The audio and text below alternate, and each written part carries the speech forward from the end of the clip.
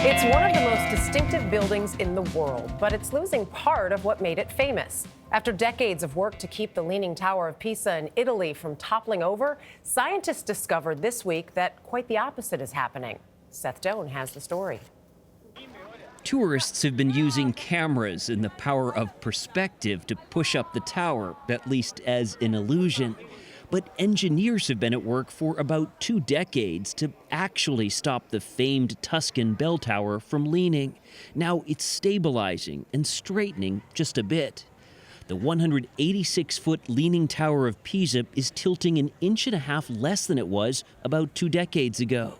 With less earth on the opposite side from how it's leaning, Roberto Cella explained, the tower has reacted by straightening out. The marble bell tower, a tribute to the one-time strength of the Republic of Pisa, started tilting soon after construction began back in 1173. It was closed to the public in 1990. 11 years later, it was reopened after an ambitious restoration project to attach braces and weights to the structure while removing soil from one side to allow it to straighten. This civil engineering professor, studying how the tower was able to withstand strong earthquakes, explained the ground beneath. The walls are particularly thick, and so the whole structure is very stiff.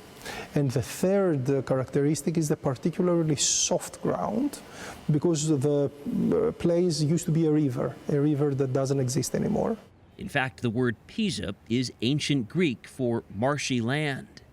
At this pace, it could still take thousands of years for it to completely straighten. So fear not, those poses and photo ops should still be possible for many generations to come. For CBS This Morning, Saturday, Seth Doane, Rome. The very definition of an Instagram moment, right? All you need. Yeah, it's all you need.